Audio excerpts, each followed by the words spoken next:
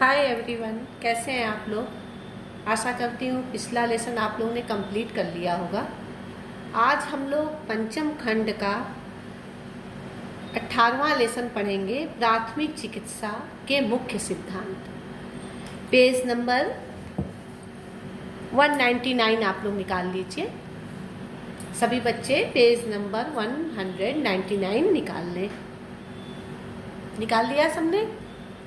चलिए, देखो बेटा, आज हर व्यक्ति का जीवन इतना व्यस्त हो गया है, आदमी का जीवन इतना भागा दौड़ी का हो गया है कि चाहे घर हो चाहे बाहर आदमी निकल रहा है, अक्सर छोटी मोटी दुर्घटनाएं होती रहती हैं। घर में ही कोई काम हम कर रहे हैं, हमारा हाथ जल गया, पैर मुचक गया, हम कहीं बाहर जा रहे हैं, किसी गाड़ी से चोट लग गया, कभी हम धूप में मूर्छित हो गए। इस तरह से हम देखते हैं स्कूल में ही अक्सर देखो बच्चे प्रेयर में खड़े होते हैं, बेहोश हो जाते हैं, गिर जाते हैं, चक्कर आ जाता है। तो देखो बेटा, ऐसे में होता है कि तुरंत उनका उपचार कैसे किया जाए। इन छोटी छोटी दुर्घटनाएं होती रहती हैं, इसके लिए तुरंत डॉक्टर नहीं आ सकते हैं। डॉक्टर के आने से पूर्व हमें उनकी देखभाल करना आवश्यक हो जाता है, नहीं तो स्थिति खराब हो जाती है। तो सबसे पहले हम जान लें कि प्राथमिक चिकित्सा किसे कहते हैं। सबसे पहले हम जान लें कि प्राथमिक चिकित्सा किसे कहते हैं। देखो बेटा, किसी भी दुर्घटना होने के पश्चात डॉक्टर से आने से पूर्व जो भी चिकित्सा की जाती है उसे हम प्राथमिक चिकित्सा कहते हैं। एक बार और सुन लीजिए। दुर्घटना होने के पश्चात डॉक्टर के आने से पूर्व हम रोगी की स्थिति को कंट्रोल में करने के लिए जो भी उपचार करते हैं उसे हम प्राथमिक चिकित्सा कहते हैं। अब एकदम स्पष्ट आप लोग को समझ में आ गया होगा कि प्राथमिक चिकित्सा किसे कहते हैं। अब देखो, प्राथमिक चिकित्सा तो तुम्हें समझ में आ गया, प्राथमिक चिकित्सा कैसे कहते हैं। अब आप ये भी जान लीजिए कि प्राथमिक चिकित्सक किसे कहते हैं। अक्सर कोई क्वेश्चन पूछता है तो चिकित्सा में और चिकित्सक में दोनों आप एक ही आंसर लिखते हैं। देखो, और वही कार्य जो व्यक्ति करता है, जो गृहिणी करती है, उसको हम क्या कहते हैं? प्राथमिक चिकित्सक कहते हैं। चिकित्सा और चिकित्सक में अंतर होता है, ठीक है। अब देखो दिया है कि प्राथमिक चिकित्सा का क्या उद्देश्य है, हमें प्राथमिक चिकित्सा क्यों करनी चाहिए, प्राथमिक चिकित्सा क्यों देनी चाहिए। तो देखो, तुरंत चिकित्सा का तत्कालीन सहायता। कोई भी दुर्घटना हो, जैसे कि हम रास्ते में चल रहे हैं, सड़क पे हैं, कोई दुर्घटना हो गई, हम गिर गए, तो वहाँ पे तुरंत प्राथमिक चिकित्सा देने की आवश्यकता होती है को हमको उस स्थान से हटाया जाए, चाहे कहीं भी कुछ चोट लग गया है तो उसका प्राथमिक उपचार किया जाए। दूसरा होता है, हम प्राथमिक चिकित्सा क्यों करते हैं। मान लो किसी व्यक्ति का ब्लड बह रहा है तो हम डॉक्टर के आने तक या कोई व्यक्ति बेहोश है तो हम डॉक्टर के आने की प्रतीक्षा तो नहीं करेंगे कि डॉक्टर आए तब उसका इलाज करें। ऐसे में तो उसका जो है जीवन जो है वह संकट में पड़ जाएगा। तो इसलिए हमारा ये कर्तव्य बनता है, प्राथमिक चिकित्सा का ये कर्तव्य बनता है कि वह उसके जीवन की रक्षा करे। यानी कि उसका पहला कर्तव्य होता है कि वह उसके खून को रोके, बेहोश हो गया है तो उसे होश में लाने की चेष्टा करे। तो इस तरह से डॉक्टर के आने के पहले जो भी हम प्राथमिक उपचार करते हैं उसे हम प्राथमिक चिकित्सा कहते हैं। प्राथमिक चिकित्सा करने का उद्देश्य भी यही है कि मनुष्य के जीवन की रक्षा की जाए और तत्काल कोई उपचार किया जाए, ठीक है। अब देखो, प्राथमिक चिकित्सा का क्षेत्र क्या है। तो देखो, प्राथमिक चिकित्सा का क्षेत्र इतना ही है कि तुरंत व्यक्ति को कोई ऐसा उपचार दिया जाए जिससे स्थिति और ना बिगड़ने पाए। अब प्राथमिक चिकित्सा का मतलब यही नहीं है कि हम डॉक्टर बन जाए, है कि नहीं, हम लगे उसका पूरा इलाज करने। बस हमारा प्राथमिक चिकित्सा का इतना ही क्षेत्र है कि अगर कुछ भी दुर्घटना हुई है तो हम डॉक्टर के आने के पूर्व तक स्थिति को कंट्रोल किए रहें कि स्थिति और बिगड़ने ना पाए। जैसे कि मान लो कि कोई विषैला जंतु काट लिया है, तो सबसे पहले तो मेरा कर्तव्य ये बनता है कि हम ये देखें कि कौन सा जंतु काटा है, इसका पता करें, फिर छोटा मोटा उसका इलाज करें। जैसे कि सांप काटने पे हमें बंद बांधना चाहिए है, हड्डा काट लिया हो चूना लगाना चाहिए, या मान लो आग लग गया है तो हमें तुरंत जो है उसको ठंडे मतलब कि आग को बुझाने की कोशिश करनी चाहिए, या आदमी जल गया है तो ठंडे पानी में हाथ डालें। इस तरह से कुछ लिमिटेशन है जो हमें प्राथमिक चिकित्सा का हमारा कुछ लिमिटेशन होता है कि इतना कार्य हम कर सकते हैं। हमें डॉक्टर नहीं बनना चाहिए कि हम लगे उस व्यक्ति मतलब कि पूरा इलाज करने, बस हमें इतना ही करना है। अगर छोटा मोटा कुछ भी दुर्घटना हो गई है तो उसका इलाज तो संभव है, हम कर सकते हैं, लेकिन कोई बड़ी दुर्घटना हुई है तो बस हमें ये करना है कि डॉक्टर के आने से पूर्व तक हमें स्थिति को संभाले रखना है, जिससे व्यक्ति की स्थिति और न बिगड़े। अब देखो प्राथमिक चिकित्सा का महत्वपूर्ण सिद्धांत क्या है, उसके सबसे तुरंत उपचार करना। कोई भी दुर्घटना हुई है हमें तुरंत उपचार स्टार्ट, हड्डी टूट गई है तुरंत मुझे कोई उसका खपच्ची है या कोई डंडा है हल्का उससे, या कोई पेपर के सहारे ही हमें तुरंत उसके हाथों को सपोर्ट दे देना चाहिए कि और भी उसकी वो मतलब कि जहाँ की हड्डी टूटी है और लटक करके खराब ना हो जाए। दुर्घटना की प्रकृति का ज्ञान कि दुर्घटना कैसे हुई है, सबसे पहले हमें ये पता लगाना चाहिए कि दुर्घटना कैसे हुई है। तो जीवन खतरे से बाहर है कि क्या करा उसका सेहत है कि हमें तुरंत उसका जीवन जो है खतरे से बाहर निकालना चाहिए। और दिया है उपलब्ध सामग्री का प्रयोग, जो हमारे पास सामग्री है, ये नहीं कि हम कोई भी सामान इकट्ठा करने में और टाइम वेस्ट कर दें कि रोगी की जो है स्थिति और ख़राब हो जाए। तुरंत जो हमारे सामान है, मेरे पास जो चीज़ है उससे तुरंत इलाज शुरू कर देना चाहिए। निर्णय तुरंत हमें मतलब महत्वपूर्ण निर्णय खुद स्वयं लेना पड़ता है।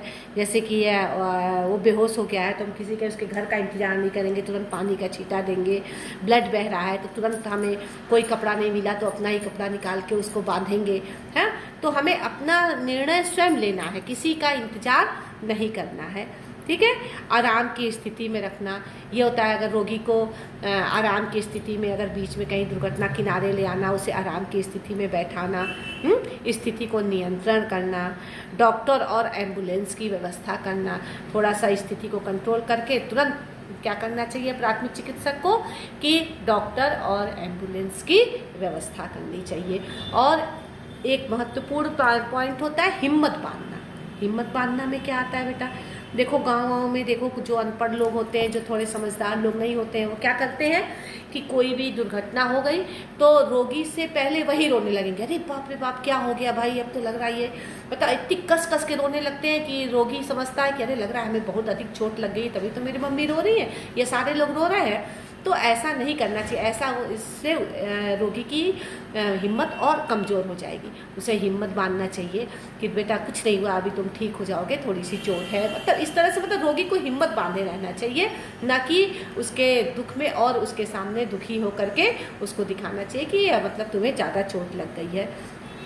अब देखो इसके बाद पॉइंट आता है कि प्राथमिक चिकित्सक के कौन कौन से गुण होने चाहिए। प्राथमिक चिकित्सक के कौन कौन से गुण होने चाहिए। देखो प्राथमिक चिकित्सक को दूरदर्शी और फुर्तीला होना चाहिए, है। दूरदर्शी मतलब तुरंत हमें क्या करना चाहिए, है कि नहीं है, और फुर्तीला होना चाहिए, लापरवाही से नहीं, जल्दी जल्दी सारे मतलब क्या निर्णय लेना है या हमें क्या करना है फटाफट करना चाहिए। चतुर और विवेकशील होना चाहिए, है कि नहीं, और धैर्यवान होना चाहिए, ये नहीं कि हिम्मत हार ले, और मृदुभाषी होना चाहिए, है कि उससे मीठा बोले। यहाँ देखो कभी कभी तुमको चोट लग जाती है, घर आते हो, मम्मी लोग क्या करती हैं और उसमें 2-3 चाटा लगाती हैं, और जाओ गिर गए ना, चोट लग गई ना, कहना नहीं मानते हो। तो वही कहते हैं कि थोड़ा सा मृदुभाषी होना चाहिए कि मीठी बोली बोले कि अरे कुछ नहीं, चलो चोट लग गया है। सीमाओं का ज्ञान होना चाहिए कि हमें कितना काम करना है, क्या करना है, किस उसका मतलब कि कितना चिकित्सा हमें उसे देना है। आत्मविश्वासी होना चाहिए, हैं, और निर्णयात्मक होना चाहिए, निर्णय लेने की उसमें शक्ति हो, है। प्राथमिक चिकित्सा का कुछ ज्ञान हो उसे, है कि नहीं है, उसमें प्राथमिक चिकित्सा का क्या क्या ज्ञान हो, इसका मतलब कि उसके अंदर ये गुण होना चाहिए, थोड़ा बहुत उसे दवाई का ज्ञान हो, थोड़ा बहुत और उसे कि हड्डी टूटने पे हमें क्या करना चाहिए, रक्त बहने पे हमें क्या करना चाहिए, नक्सीर फूट गया है तो हमें क्या करना चाहिए। इस तरह से छोटी मोटी चीज़ों का उसको ज्ञान भी होना चाहिए। फिर प्राथमिक चिकित्सक का क्या कर्तव्य है? दूसरा, प्राथमिक चिकित्सक का कर्तव्य होता है कि अस्थायी रूप से उसकी चिकित्सा करना, है कि नहीं है। रोगी को हिम्मत बढ़ाना, रोगी को सुरक्षित स्थान पे पहुंचाना, तो ये क्या होता है, प्राथमिक चिकित्सक के कर्तव्य होते हैं। अब प्राथमिक चिकित्सा की आवश्यक सामग्री क्या है, या फर्स्ट एड बॉक्स क्या है? फर्स्ट एड बॉक्स क्या है? वह बॉक्स या बैग जिसमें हम प्राथमिक चिकित्सा के कुछ सामानों को रखते हैं। कहीं हमें जाना होता है तो वो बैग साथ में लेके जाते हैं, हमेशा गाड़ी में उसको अपने पास रहते हैं। स्कूल में, क्लास में भी एक बच्चे के पास प्राथमिक चिकित्सा बॉक्स होना चाहिए। उसमें क्या क्या सामान होते हैं? कुछ रुई, पट्टी, मरहम, हैंडी प्लास, अमृत धारा, सब बच्चे थोड़ी बहुत दवाएं जानते हैं। बुखार की दवा, क्रोसिन, कॉलपॉल, विक्स, कोई भी सुप्रामाइसिन, कोई टिंचर, एक थर्मामीटर, लौंग का तेल, इस तरह से छोटी मोटी बहुत सी दवाइयाँ होती हैं कि जिसको आदमी सब लोग जानते हैं। इस दवाइयों को फर्स्ट एड बॉक्स में रखना चाहिए। तो ये बेटा आपका चैप्टर है, इसमें कुछ नहीं है। एक बार आप भी इसको रीडिंग लगा लीजिएगा। इसमें कोई ऐसा था नहीं कि मैं तुम लोग को नोट्स बनाऊँ इसका। मैं सोची कि इसको बुक से ही पढ़ा देते हैं, ये सबके पास होगा और ये सब लोग समझ लिया है। और इसके क्वेश्चन आंसर बेटा ये देखो, हमने इसके क्वेश्चन आंसर लिख दिए हैं सारे, ये तुम अपने कॉपी पे उतार लेना, इसको हम भेज देते हैं। इसमें तुमको 3 दीर्घ क्वेश्चन करना है। देखो ये हमने लिखा है दीर्घ उत्तरीय प्रश्न, ये तुमको 3 करना है। ये तो हमने इसका आंसर लिख दिया है अति लघु वाले का, ये तुमको 3 अपने मन से करना है। तो प्राथमिक चिकित्सा से आप क्या समझते हैं? तो अभी हमने समझाया ना, यहाँ किताब में दिया भी है, देखो आगे पहले पेज पे। प्राथमिक चिकित्सा क्या है? प्राथमिक चिकित्सा का अर्थ है किसी भी दुर्घटना होने के पश्चात डॉक्टर के आने से पूर्व जो चिकित्सा दी जाती है, जो चिकित्सा उपलब्ध कराई जाती है, वह प्राथमिक चिकित्सा कहलाती है। इसके प्रमुख उद्देश्य क्या है? तो देखिए इसके प्रमुख उद्देश्य क्या है, ये देखो पेज नंबर 199 पे एकदम सीधा दिया है प्राथमिक चिकित्सा के उद्देश्य क्या है। इसमें 3 पॉइंट दिया है, ये 3 पॉइंट आप कर लीजिएगा। प्राथमिक चिकित्सक के गुण बताइए। प्राथमिक चिकित्सक के कौन कौन से गुण होने चाहिए? दीर्घ क्वेश्चन में क्वेश्चन नंबर 2 है। अब ये देखो आपको हम दिखाते हैं, ये नहीं, आ जाइए पेज नंबर 200 पे। देखिए प्राथमिक चिकित्सक एवं उनके गुण। एकदम दूरदर्शी होना चाहिए, चतुर विवेकशील होना चाहिए, धैर्यवान होना चाहिए, मृदुभाषी होना चाहिए। इस तरह से आपके 11 पॉइंट दिए हुए हैं। ये दीर्घ में आता है, इसलिए हर लाइन में 2-2, 3-3 लाइन शॉर्ट में दिया है, ये आप यहाँ तक लिख लेंगे 11 पॉइंट तक। फिर हमने एक क्वेश्चन दिया है, प्राथमिक चिकित्सक किसे कहते हैं? प्राथमिक चिकित्सक के प्रमुख कर्तव्य बताइए। तो जो रोगी की देखभाल करता है उसे क्या कहते हैं? हम प्राथमिक चिकित्सक कहते हैं, ये भी हमने बताया है। और उसके कर्तव्य बताइए। तो देखिए ये पेज नंबर 201 पे प्राथमिक चिकित्सक के कर्तव्य, इसमें से कई पॉइंट दिया है, 8 पॉइंट दिया है, आप 6 पॉइंट कोई भी अपने मन से लिख लीजिएगा। समझ में आया?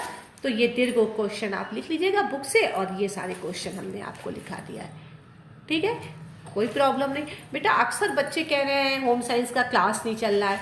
देखो होम साइंस का क्लास हर फ्राइडे को चलता है, हर फ्राइडे को होम साइंस का क्लास लिया जाता है। और हम देखो 15 मिनट 20 मिनट जैसा तुम्हारा चैप्टर रहता है, वैसा हम तुम्हें थोड़े थोड़े नहीं, हमें हफ्ते में 1 दिन ही पूरा तुम लोग को भरपूर पढ़ा देते हैं, पूरा होमवर्क क्वेश्चन आंसर दे देते हैं कि तुम आराम से हफ्ते भर धीरे धीरे करो। डेली ये क्लास नहीं चलता, 1 दिन क्लास चलता है।